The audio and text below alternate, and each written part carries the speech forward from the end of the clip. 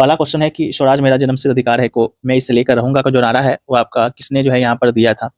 4 option जो है इसी प्रकार से दिए गए थे। उन 4 ऑप्शन में एक ऑप्शन आपका यहाँ पर जो है बाल गंगाधर तिलक का था, जो कि आपका यहाँ पर राइट आंसर था। यहाँ पर जो है बहुत कुछ ऐसे भी लोग हैं जहाँ जिनको प्रश्न और उत्तर से मतलब कम रहता है और ऑप्शन से मतलब जो है ज़्यादा रहता है, क्योंकि जो है कमेंट वगैरह करते हैं कि प्रश्न तो सही था लेकिन ऑप्शन ये नहीं थे। तो ऑप्शन से आपको क्या ही लेना देना है। ऑप्शन ना तो आपके एग्जाम में उतना इंपॉर्टेंट रखता है और ना ही आने वाले एग्जाम के लिए भी ऑप्शन इंपॉर्टेंट है। इंपॉर्टेंट है आपके प्रश्न और उत्तर, जो कि बिल्कुल 100% सही रहते हैं, आपको ही पता है। तो बाल गंगाधर तिलक जो है इसका राइट आंसर था। तिलक ने जो है ये नारा 1916 में जो बेलगांव अधिवेशन हुआ था उस दौरान जो है इन्होंने दिया था। और बाल गंगाधर तिलक को जो है लोकमान्य के नाम से भी जो है जाना जाता है। और उन्होंने जो है केसरी, जो कि मराठी भाषा में, और मराठा, जो कि अंग्रेजी भाषा में जो है, नामक 2 समाचार पत्र जो है इन्होंने जो है शुरू किया था। तो इसको भी याद रखिएगा। बाकी की ओणम किस महान राजा के वार्षिक घर वापसी के उपलक्ष्य में जो है मनाया जाता है। 4 ऑप्शन जो है यहाँ पर दिए गए थे। उन 4 ऑप्शन में संभवतः एक ऑप्शन आपका किंग महाबली का था, जो कि बिल्कुल राइट आंसर था। ओणम का जो त्योहार है केरल के महान राजा महाबली, जो कि राजा बलि था, कि वार्षिक घर वापसी के उपलक्ष्य में जो है मनाया जाता है, जो कि एक न्यायप्रिय और प्रजा प्रेमी शासक था। इस दिन जो है उनके राज्य में लौटने की खुशी में लोग फूलों की रंगोली और भव्य भोजन के साथ जो है उनका स्वागत करते हैं और समानता और समृद्धि का जो है प्रतीक है ये त्योहार। अगला है कपास की खेती के लिए जो है निम्नलिखित में से कौन सी मिट्टी सबसे उपयुक्त है। 4 ऑप्शन दिया गया था, उनमें से एक ऑप्शन आपका यहाँ पर काली मिट्टी का था, जो कि बिल्कुल राइट आंसर था। काली मिट्टी को हम लोग जो है यहाँ रेगुलर मिट्टी के नाम से भी जानते हैं, और जो कि आपका यहाँ पर कपास की मिट्टी के लिए जो है कपास की खेती के लिए जो है बहुत ही उपयुक्त मिट्टी है। इसमें जल धारण करने की क्षमता बहुत अधिक होती है, जो कि कपास की फसल के लिए जो है अत्यंत लाभकारी है। इसके अलावा भारत में जो है मुख्य रूप से दक्कन के पठार क्षेत्र जैसे महाराष्ट्र, गुजरात और मध्य प्रदेश में पाई जाती है। यह मिट्टी जो है कैल्शियम कार्बोनेट, मैग्नीशियम, पोटास और चूने जैसे पोषक तत्वों से जो है भरपूर होती है, तो इसको भी याद रखेंगे। अगला है सत्य के साथ मेरे प्रयोगों की कहानी के पुस्तक के लेखक का नाम आपसे पूछा गया था, यानी who is the author of the book the story of my experiments with truth. इसका राइट आंसर जो है महात्मा गांधी था। ये पुस्तक की बात करेंगे तो मूल रूप से जो है आपका यहाँ पर गुजराती भाषा में लिखा गया है, तो इसको याद रखेंगे।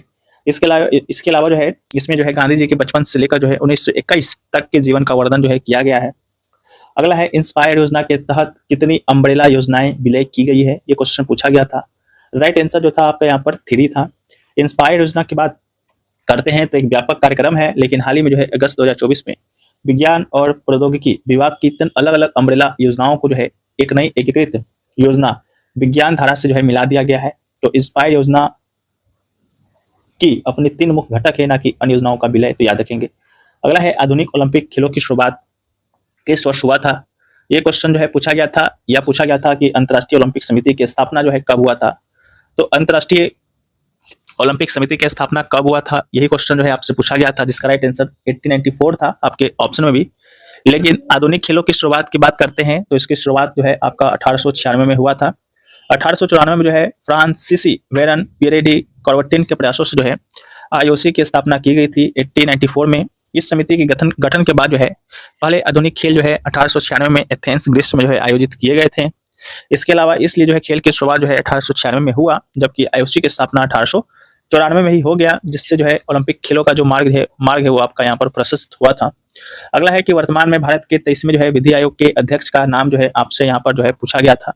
तो 23वें विधि आयोग की जब हम बात करते हैं तो ये ऑप्शन में आपको कोई भी नाम नहीं मिले, क्योंकि 23वें जो विधि आयोग के जो अध्यक्ष थे वो थे आपके पूर्व न्यायाधीश न्यायमूर्ति दिनेश माहेश्वरी। तो दिनेश माहेश्वरी जो है आपका इसका राइट आंसर था, क्योंकि 15 अप्रैल 2025 को जो है सुप्रीम कोर्ट के जो पूर्व न्यायाधीश हुए न्यायमूर्ति दिनेश माहेश्वरी को जो है इसका नया अध्यक्ष जो है यहाँ पर नियुक्त किया गया था। और 23वां विधि आयोग का जो गठन है सितंबर 2024 में जो है किया गया था। इनका कार्यकाल जो है 3 वर्षों का होगा। 31 अगस्त 2027 तक जो है ये आपके विधि आयोग के अध्यक्ष रहेंगे। इसके अलावा 22वें जो विधि आयोग के जो अध्यक्ष थे वो आपके न्यायमूर्ति जो है ऋतुराज अवस्थी जी थे। विधि आयोग की बात करते हैं तो केंद्र सरकार के द्वारा जो है समय समय पर गठित एक गैर सांविधिक निकाय है। मूल रूप से गठन जो है 1955 में हुआ था। 3 वर्षों के लिए जो है इसका पुनर्गठन किया जाता है। और MC शीतलवार जो है प्रथम भारतीय विधि आयोग के जो अध्यक्ष थे, जो कि 1955 से 1958 तक जो है रहे थे। अगला है कि जनवरी 2022 में जो है उड़ीसा के किस जिले को जो है बाल विवाह मुक्त जिला यहाँ पर घोषित किया गया। 4 ऑप्शन यहाँ पर दिए गए। उन 4 ऑप्शन में एक ऑप्शन जो है गंजम जिला का था, जो कि बिल्कुल राइट आंसर था। ये जो गंजम या गंजाम जो जिला है उड़ीसा का, पहला जो है बाल विवाह मुक्त घोषित किया गया है। इसके अलावा निर्भया कड़ी नामक एक जागरूकता अभियान यहाँ पर चलाया गया था, जिसमें आंगनबाड़ी कार्यकर्ताओं और आशा कार्यकर्ताओं ने जो है किशोरियों को शिक्षित किया और बाल विवाह की सूचना देने वाले को जो है यहाँ पर इनाम की घोषणा भी जो है की गई थी। ओडिशा का लक्ष्य है कि 2023 तक जो है पूरे राज्य को यहाँ पर जो है बाल विवाह मुक्त जो है बना दिया जाएगा।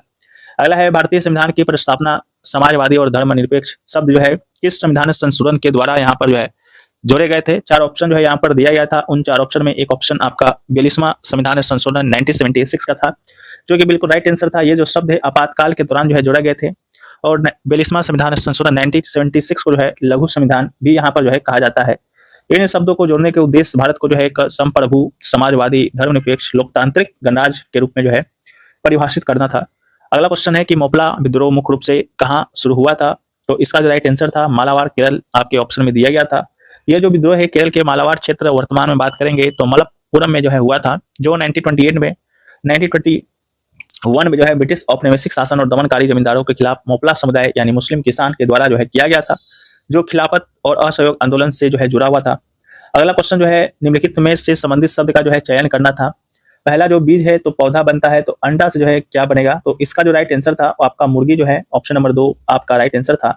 जिस प्रकार बीज जो है विकसित होकर पौधा बनता है, उसी प्रकार अंडा विकसित होकर जो है मुर्गी बनता है। अगला है कि किसी डॉक्यूमेंट के हर पेज के ऊपर या नीचे दिखने वाली जानकारी को जो है क्या कहते हैं। राइट आंसर आपका हेडर और फुटर था। हेडर की बात करेंगे तो पेज के सबसे ऊपरी हिस्से में दिखाई देता है, फुटर जो है पेज के सबसे निचले हिस्से में दिखाई देता है। फुट नोट की बात करेंगे तो पेज के नीचे लेकिन मुख्य टेक्स्ट के अंत में आता है उस विशेष पेज के लिए। वाटरमार्क की बात करेंगे तो टेक्स्ट या इमेज जो पीछे के पेज के पीछे जो है हल्की दिखाई देती है वो आपका यहाँ पर वाटरमार्क होती है। अगला है वो कौन सा वर्ड प्रोसेसिंग सॉफ्टवेयर है जिसका उपयोग मुख्य रूप से दस्तावेज जैसे पत्र, रिपोर्ट, बायोडाटा बनाने, संपादित करने और उन्हें फॉर्मेट करने के लिए किया जाता है। राइट आंसर जो है आपका यहाँ पर MS वर्ड था। MS word is a word processing application that allow user to create, edit, format and print document like letter, report and resume. अगला है कि न्यू डेवलपमेंट बैंक NDB का मुख्यालय कहाँ पर स्थित है। 4 ऑप्शन जो है यहाँ पर दिए गए थे। उन 4 ऑप्शन में एक ऑप्शन आपका संघाई चीन का था, जो कि बिल्कुल राइट आंसर था।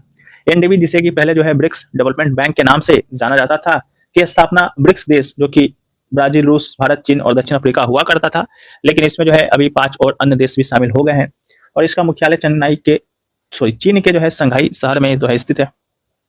अगला है माउंट बेटन योजना का संबंध जो है किससे है। 4 ऑप्शन यहाँ पर दिए गए थे। उन 4 ऑप्शन में एक ऑप्शन आपका भारत का विभाजन और स्वतंत्रता से था और एक ऑप्शन आपका भारत और पाकिस्तान का निर्माण से था, जो कि दोनों ऑप्शन जो है यहाँ पर आपका सही था। ठीक है, ये योजना जो है ब्रिटिश भारत को भारत और पाकिस्तान के रूप में जो है विभाजित करने की रूपरेखा तैयार की।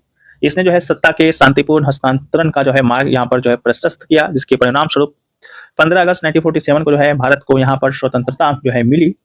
अगला है धौलपुर करौली वन्यजीव अभ्यारण्य जिसे कि भारत के 54वें बाघ अभ्यारण्य के रूप में घोषित किया गया है, किस राज्य में जो है स्थित है। 4 ऑप्शन यहाँ पर दिए गए थे। उन 4 ऑप्शन में एक ऑप्शन आपका यहाँ पर राजस्थान का था, जो कि बिल्कुल राइट आंसर था। अगस्त 2023 में जो है भारत नेशनल बाघ संरक्षण प्राधिकरण जो है इसे मंजूरी दी थी। राजस्थान का जो है 5वां बाघ अभ्यारण्य है और राजस्थान के अन्य बाघ अभ्यारण्य में रणथंभौर, सरिस्का, मुकुंदरा हिल्स और रामगढ़ विषधारी आपके हैं। अगला है कि यदि 2 पेंसिल का मूल्य जो है 15 रुपया है तो 10 पेंसिल का मूल्य जो है क्या होगा, ये क्वेश्चन पूछा गया था। तो पहले तो 1 पेंसिल का मूल्य जो है आपको निकालना होगा, तो इसका राइट आंसर 7.5 आता और इससे जो है 10 से मल्टीप्लाई करना था, जिसका राइट आंसर 75 आता। तो 75 जो है इसका राइट आंसर हो जाएगा। अगला है निम्नलिखित में से किसे जो है दक्षिण की गंगा कहा जाता है। राइट आंसर जो है आपका यहाँ पर कावेरी नदी जो है हो जाएगा। कावेरी नदी को जो है भारत की जीवन रेखा दक्षिण भारत की जीवन रेखा और दक्षिण की गंगा कहा जाता है, क्योंकि इसका जो धार्मिक और सांस्कृतिक महत्व है उत्तर भारत की गंगा नदी के समान है और यह अपने पवित्र अनुष्ठानों के लिए जो है पूजनीय है। इसके अलावा गोदावरी नदी की बात करेंगे तो इसे जो है दक्षिण गंगा या वृद्ध गंगा भी कहते हैं, क्योंकि यह जो है प्रायद्वीपीय भारत की सबसे लंबी नदी है और गंगा के समान एक पवित्र नदी प्रणाली मानी जाती है। लेकिन दक्षिण की गंगा उपाधि मुख्य रूप से जो है कावेरी के लिए इस्तेमाल होती है, तो कावेरी इसका राइट आंसर होगा। अगला क्वेश्चन है कि पंडित रविशंकर का संबंध जो है किस वाद्य यंत्र से है। 4 ऑप्शन जो है यहाँ पर दिए गए थे। उन 4 ऑप्शन में एक ऑप्शन आपका यहाँ पर सितार का दिया गया था, जो कि बिल्कुल राइट आंसर था। पंडित रविशंकर जो है दुनिया के सबसे प्रसिद्ध जो है सितार वादक हुए। 1999 में जो है भारत का सर्वोच्च नागरिक सम्मान था भारत रत्न से जो है इन्हें नवाजा गया था और भारतीय शास्त्रीय संगीत को जो है पश्चिमी दुनिया में लोकप्रिय बनाने के लिए जो है ये आपके जाने जाते हैं। अगला है कि एक मानक फील्ड हॉकी मैच में जो है कितने क्वार्टर होते हैं, प्रत्येक की अवधि क्या होती है, पूछा गया। तो एक मानक फील्ड हॉकी में जो है 4 क्वार्टर होता है और प्रत्येक की अवधि जो है यहाँ पर आपका 15-15 मिनट का जो है होता है। मैच की बात करेंगे तो मैच कुल जो है 60 मिनट का होता है, तो इसको भी आप याद रखिएगा। अंतर्राष्ट्रीय हॉकी महासंघ के नियम के अनुसार जो है ये होता है। इसके बीच जो है छोटे ब्रेक होते हैं 5 मिनट का, इसको भी आप याद रखिएगा। अगला है कबड्डी मैच की अवधि और क्वार्टर कितने होते हैं, ये भी क्वेश्चन आपसे पूछा गया। तो कबड्डी मैच की अवधि जो है 40 मिनट का होता है, 2 हाफ होता है और यहाँ पर जो है 5 मिनट का ब्रेक होता है, ठीक है, तो इसको आप याद रखेंगे। अगला है कि राष्ट्रीय मानवाधिकार आयोग NHRC के वर्तमान में अध्यक्ष का नाम आपसे पूछा गया, जिसका राइट आंसर जो है आपका वी रामा सुब्रमण्यम जो है इसका राइट आंसर था, ठीक है। 23 दिसंबर 2024 को राष्ट्रपति द्रौपदी मुर्मू जी ने जो है सर्वोच्च न्यायालय के जो सेवानिवृत्त न्यायाधीश हुए न्यायमूर्ति वी रामा सुब्रमण्यन, उनको जो है राष्ट्रीय मानवाधिकार आयोग के अध्यक्ष के रूप में जो है नियुक्ति जो है दी थी। तो इसको जो है आप याद रखेंगे। ये जो है अरुण कुमार मिश्र का जो है स्थान लिए हैं। नेक्स्ट क्वेश्चन है कि भारत सरकार के नागरिक उड्डयन मंत्रालय के वर्तमान में सचिव कौन है का नाम पूछा गया।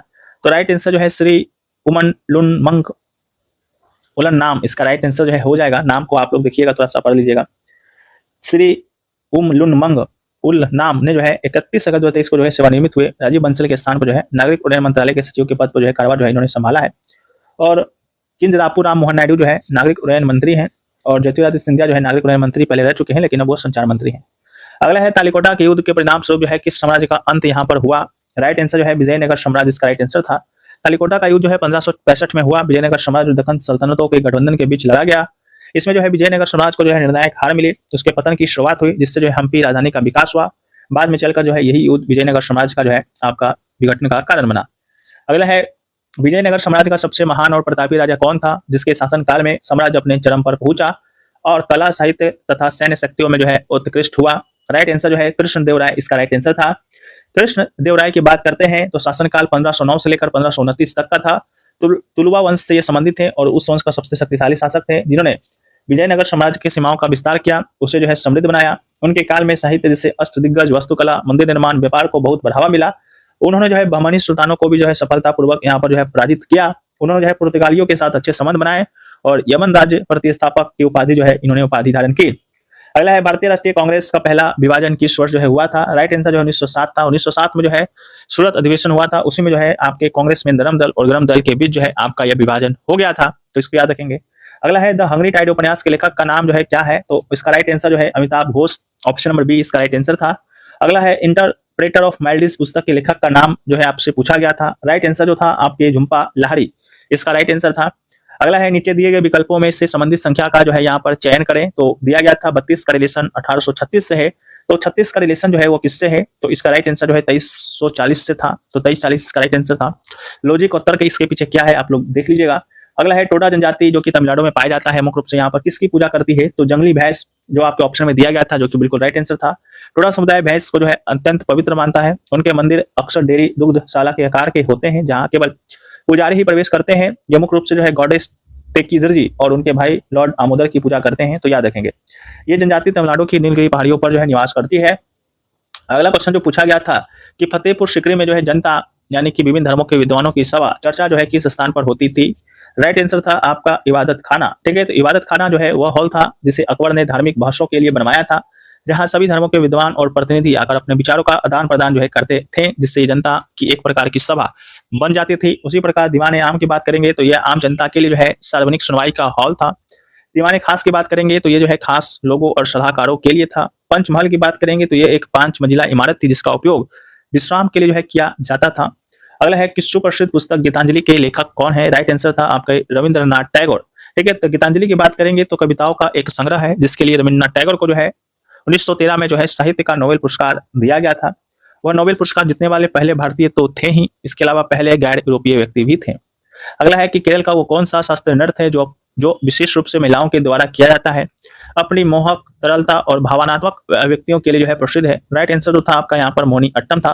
केरल के 2 शास्त्रीय नृत्य है, एक आपके मोहिनी अट्टम जो कि एकमात्र शास्त्रीय नृत्य विशेष रूप से महिलाओं के द्वारा एकल रूप से किया जाता है, जिसमें भगवान विष्णु के मोहिनी रूप से प्रेरित सुंदर कोमल शारीरिक गतिविधियां होती है। एक है आपका कथकली, ये भी जो है केरल का ही एक शास्त्रीय नृत्य नाटिका है, लेकिन यह जो है अपने विस्तृत वेशभूषा और मेकअप के लिए साथ जो है पुरुष कलाकारों के द्वारा जो है किया जाता है, जो पौराणिक कहानियों को यहाँ पर दर्शाते हैं।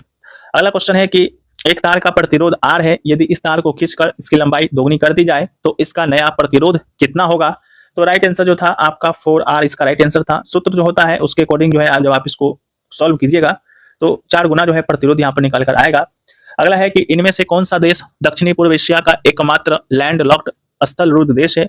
यही 4 ऑप्शन सेम टू सेम दिए गए थे, कंबोडिया, वियतनाम, थाईलैंड और लाओस। इसका राइट आंसर था आपका लाओस। ठीक है, लाओस की बात करेंगे तो दक्षिण पूर्व एशिया का एकमात्र देश है जो चारों ओर से जमीन से घिरा हुआ है। इसका कोई समुद्री तट नहीं है। इसकी सीमा जो है थाईलैंड की खाड़ी से जो है लगती है, कंबोडिया का। वियतनाम की बात करेंगे तो इसकी सीमा जो है दक्षिण चीन सागर से लगती है। थाईलैंड की बात करेंगे तो इसकी सीमा जो है थाईलैंड की खाड़ी और अंडमान सागर से लगती है। अगला है कि सर एम विश्वेश्वरैया को जो है 1955 में कौन सा पुरस्कार दिया गया था? राइट आंसर जो था आपका भारत रत्न था। सर एम विश्वेश्वरैया को जो है इंजीनियरिंग और सार्वजनिक क्षेत्र सेवा के क्षेत्र में जो है उनके असाधारण योगदान के लिए 1955 में जो है भारत के सर्वोच्च नागरिक पुरस्कार भारत रत्न से जो है सम्मानित किया गया था। अगला है क्यू शब्द का प्रयोग जो है किस खेल में किया जाता है? तो क्यू शब्द की जब हम लोग बात करते हैं तो इसका प्रयोग जो है स्नूकर जो एक खेल है उसमें जो है किया जाता है। क्यू की बात करेंगे तो एक लंबी लकड़ी की छड़ी होती है जिसका उपयोग गेंदों को मारने के लिए किया जाता है। स्नूकर के नियमों के बारे में जो है आप लोग जानना चाहते हैं तो उसको जो है गूगल कर लीजिए। इसके अलावा स्नूकर के अलावा जो है क्यू का उपयोग यहाँ पर बिलियर्ड्स और पूल में भी किया जाता है, तो इसको भी आप याद रखेंगे। अगला है कि राग जौनपुरिया का ठाट जो है क्या है? तो इसका राइट आंसर बिलावल था। तो जौनपुरिया राग बिलावल ठाट का जो है राग है जहाँ सभी स्वर जो है अपने शुद्ध रूप में प्रयोग में होते हैं। यह राग अपनी गंभीरता और भावनात्मक गहराई के लिए जाना जाता है। अगला है कि एक व्यक्ति जो है बिंदु ए से बी तक जो है 50 किलोमीटर की दूरी 20 किलोमीटर प्रति घंटा की गति से तय करता है और बिंदु बी से 3 घंटे में वापस आता है, तो पूरी यात्रा की औसत गति आपको बताना था, जिसका right answer 18.18 kilometre per hour इसका राइट आंसर था। कैसे निकला आप लोग देख लेना है। अगला है कि यदि गोले का आयतन 113 घन इकाई है तो उसकी त्रिज्या ज्ञात करना था। राइट आंसर जो है आपका यहाँ पर 3 यूनिट इसका राइट आंसर था।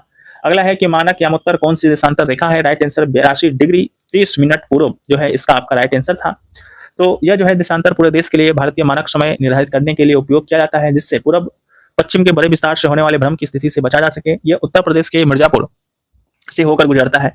अगला है कि भारत सरकार की किस योजना के तहत जनजातीय क्षेत्रों में पर्यटन और आजीविका को बढ़ावा देने के लिए जनजातीय होम स्टे विकसित किए जा रहे हैं? राइट आंसर तो था वो आपका स्वदेश दर्शन योजना इसका राइट आंसर था।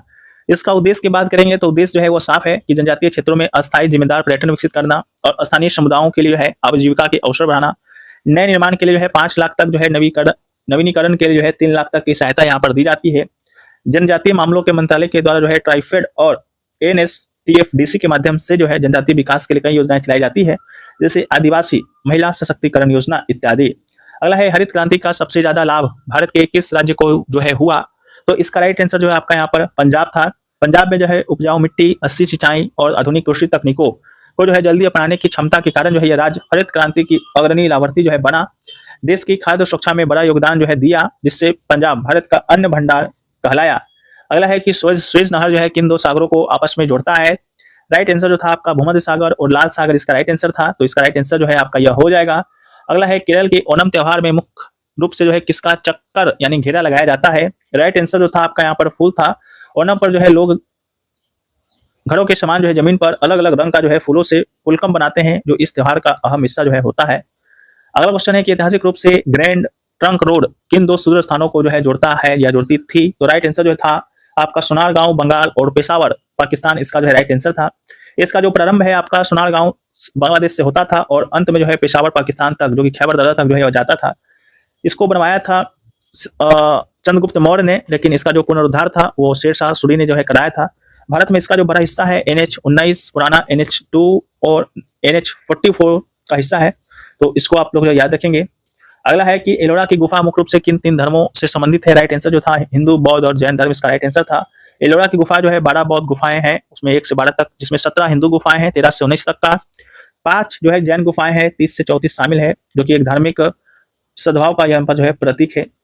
अगला क्वेश्चन है कि निम्नलिखित में से कौन सा कारक विश्व खुशहाली सूचकांक के निर्धारण के उपयोग में नहीं किया जाता है? राइट आंसर जो था आपका जनसंख्या वृद्धि दर इसका राइट आंसर था। विश्व खुशहाली सूचकांक जो है 6 प्रमुख संकेतकों पर जो है आधारित है। पहला है GDP प्रति व्यक्ति, दूसरा है सामाजिक समर्थन, तीसरा है स्वास्थ्य जीवन प्रत्याशा, चौथा है जीवन चुनने की स्वतंत्रता, उदारता और भ्रष्टाचार की धारणा। तो यही 4 संकेतकों पर जो है विश्व खुशहाली जो रिपोर्ट है वो आपका जारी होता है। अगला है PDF या दस्तावेज को प्रिंट करने या फाइल करने से पहले वो कैसा दिखेगा, यह जांचने के लिए जो है किस शॉर्टकट कुंजी या विकल्प का उपयोग किया जाता है? राइट आंसर जो था आपका Ctrl+P इसका राइट आंसर था। इसका उपयोग जो है प्रिंट विंडो खोलने के लिए किया जाता है, जहां आप दाईं ओर प्रिंट प्रीव्यू जो है देख सकते हैं। इससे पता चल जाता है कि कंटेंट पेज से बाहर तो नहीं जा रहा। इसके अलावा माइक्रोसॉफ्ट वर्ड जैसे सॉफ्टवेयर में आप जो है विशेष रूप से प्रिंट प्रीव्यू देखने के लिए कंट्रोल प्लस F2 का जो उपयोग कर सकते हैं। अगला है कि 1952 में भारत सरकार के द्वारा नियुक्त कैलेंडर सुधार समिति की अध्यक्षता किसने किया? राइट आंसर जो था आपका मेघनाद साहा इसका राइट आंसर था। 1952 में जो है भारत सरकार के द्वारा नियुक्त कैलेंडर सुधार समिति की अध्यक्षता जो है प्रसिद्ध खगोल भौतिकीविद प्रोफेसर मेघनाद साहा ने किया था, जिसका उद्देश्य देश के लिए जो है वैज्ञानिक और एकीकृत राष्ट्रीय कैलेंडर तैयार करना था। और इस समिति ने जो है शक संवत पर आधारित कैलेंडर का जो है प्रस्ताव रखा, जिसे बाद में भारत सरकार ने अपनाया। अगला क्वेश्चन है कि सितंबर 2025 में जो है 75वीं जूनियर राष्ट्रीय बास्केटबॉल चैंपियनशिप की मेजबानी जो है किस शहर ने किया? राइट आंसर जो था आपका यहाँ पर लुधियाना था। The event took place at Ludhiana basketball academy Guru Nanak stadium, तो इसको आप याद रखेंगे। अगला है कि भारतीय संसद के द्वारा जो है शिक्षा का अधिकार अधिनियम कब जो है पारित किया गया था? 4 ऑप्शन दिए गए थे, उन 4 ऑप्शन में एक ऑप्शन आपका अगस्त 2009 का था, जो कि बिल्कुल राइट आंसर था। ये जो भारतीय संसद जो है शिक्षा का अधिकार अधिनियम 2009 को जो है अगस्त 2009 में ही जो है पारित किया, और ये जो है भारत में 1 अप्रैल 2010 से लागू हुआ, जिससे 6 से 14 वर्ष के आयु के सभी बच्चों के लिए जो है एक मौलिक अधिकार जो है बन गया था। तो इसको भी याद रखना है। यह भारतीय संविधान के अनुच्छेद 21A के तहत 6 से 14 वर्ष के बच्चों को मुफ्त और अनिवार्य शिक्षा जो है प्रदान जो है करता है।